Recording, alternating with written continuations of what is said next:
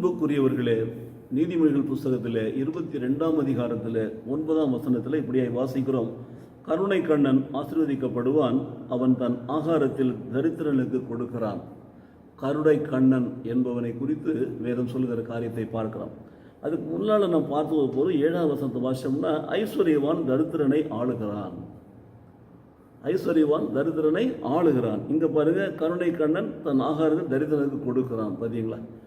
இதில் நீங்கள் புரிந்து கொள்ள வேண்டும். பாருங்கள், ஐஸ்வர்யவானாக இருக்கிறவன் அவன் என்ன பண்ணுறான்? தரித்திரனை ஆளுகிறான். கடன் வாங்கினவன் என்ன பண்ணுறான்? கடன் கொடுத்தவனுக்கு அடிமையாக இருக்கிறான். கடன் வாங்கினவன் கடன் கொடுத்தவனுக்கு அடிமையாக இருக்கிறான்.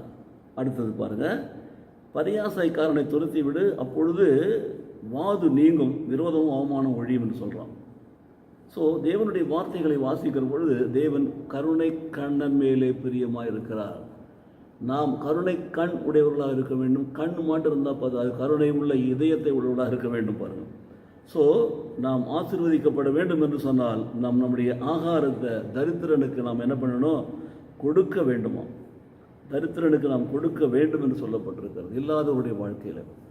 ஆக கருணை என்பது இரக்கம், அன்பு, பணிவு போன்ற பண்புகளைப் போல அது ஒரு பண்பு. கருணை என்பது பார்த்தீங்கன்னா கருணை உள்ளவனாக இருக்க வேண்டும். தேவன் கருணை உள்ளவன் மேலே பிரியப்படுகிறார். தேவன் கருணை கண்ணனை ஆசீர்வதிக்கிறார். ஏனென்றால் கருணை கண்ணன் யார் என்று பார்த்தீங்கன்னா, தன் ஆகாரத்தை தரித்திரனுக்கு கொடுக்கிறவன், கருணையை பிரித்து கொடுக்கிறவன், கருணை உள்ளவனாய் நடக்கிறவன், கருணை காட்டுகிறவன். பாருங்கள், அதோடு மாத்திரமல்ல, இவன் ஐஸ்வர்யவானுக்கும் விரோதமானவன். கடன் வாங்கினவன் கடன் கொடுத்தவனுக்கு அடிமை இல்லையா? அந்த கடன் கொடுத்தவனுக்கும் விரோதமானவன். ஸோ அநியாயத்தை விதைக்கிறவன் வருத்தத்தை அறுப்பான், அவன் உக்கிரத்தினுடைய மிலார் ஒழியும்.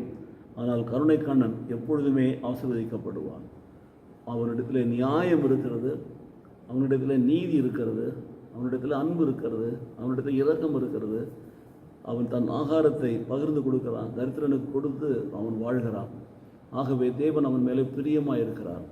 தேவன் மாத்திரமல்ல, தேவன் பிரியமாக இருக்கிறவர் மாத்திரமல்ல, அவனை ஆசீர்வதிக்கிறார். இன்றைக்கு நம்முடைய வாழ்க்கையில் ஆண்டவரே, எங்களையும் கருணை உள்ள கொண்ட பிள்ளைகளாக மாற்றும், எங்களுக்கும் கருணை உள்ளத்தை தாரும். எங்களுடைய கருணை குணமானது எங்கள் கண்களிலே வெளிப்படட்டும், கருணை கண்களில் வெளிப்படட்டும், கருணையானது எங்களுடைய கரங்களில் வெளிப்படட்டும்.